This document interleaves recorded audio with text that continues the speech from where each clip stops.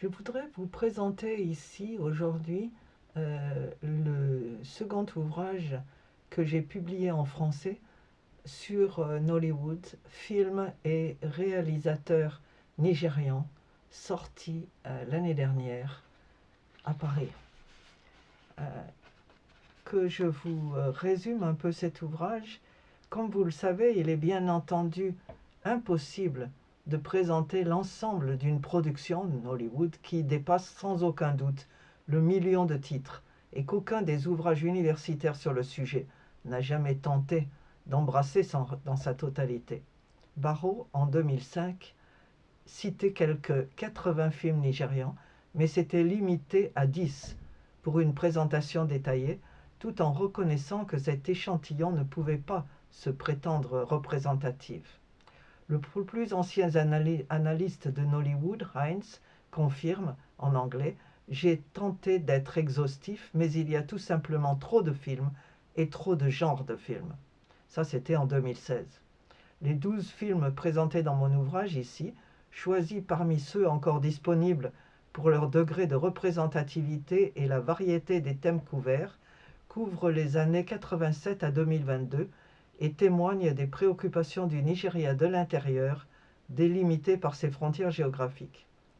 Connus ou moins connus, tirés du répertoire traditionnel comme du nouveau Nollywood, projeté presque exclusivement en salle, ils illustrent à la fois le côté générique du cinéma, son unité et son extrême diversité. Aujourd'hui, la multiplication des courts-métrages mise à l'honneur lors de la Nollywood Week 2024 de Paris est un autre signe de la recherche artistique et technique qui caractérise ce cinéma. Portant la griffe de réalisateurs et réalisatrices de diverses générations, les films nigérians, par leur style et leurs projets abordés, peuvent être considérés comme représentatifs du registre étendu de cette production, de son évocation du passé à la dénonciation des maux du pays et à la mise en valeur de ses atouts. Il témoigne en outre de la silencieuse métamorphose du Nigeria, du brouillage progressif des frontières entre régions et de l'impact de la globalisation sur ces cultures.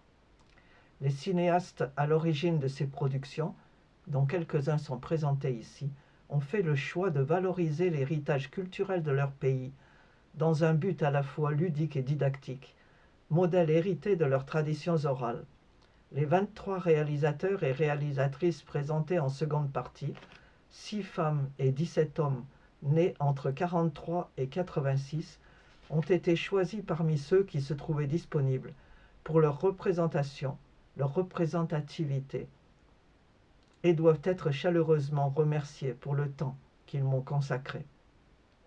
Tous sont nigérians, issus de diverses ethnies, et leur expérience personnelle a marqué leurs films, leur donnant une signature et un ton particulier. Tous ont vécu hors de leur zone linguistique et souvent dans des métropoles régionales attirant les migrants intérieurs depuis des décennies, comme Lagos ou Jos, et ont dû gérer les difficultés de communication et les choix de tournage liés au multilinguisme du pays. On a pu ainsi écrire à propos d'Abeni, un film béninois-nigérian de Tunde Kelani, que la langue est l'une des difficultés majeures limitant les aspirations transnationales des cinéastes nigérians. C'est souvent un défi colossal de communiquer au-delà des barrières ethniques et culturelles en langues africaines, sans user de sous-titres en anglais. La plupart de ces cinéastes ont étudié à l'étranger ou s'y sont établis pour différentes raisons, venus rejoindre une diaspora dont ils partagent l'exil et la relative acculturation, quel que soit leur âge et le pays d'accueil. Cette expérience multiple et le recul qu'elle a permis ont enrichi le contenu de leurs films et la qualité technique de leur production, tout en leur offrant une visibilité qui a permis leur participation active à des coproductions internationales.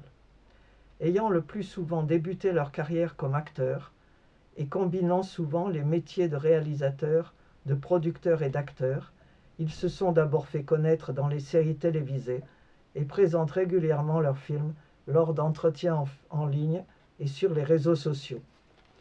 Internationalement connus, ils ont tous reçu des prix, le plus souvent indiqués sur leur site internet personnel, pour des films qui abordent des thèmes à la fois nigérians et universels, comme la famille, sujet qui reste le plus souvent traité.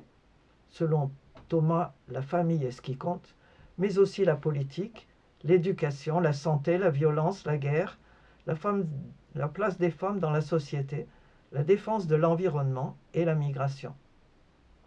Plusieurs d'entre eux ont également mis à l'écran des œuvres littéraires, romans en particulier, consolidant le pont déjà établi au Nigeria entre littérature, théâtre et cinéma.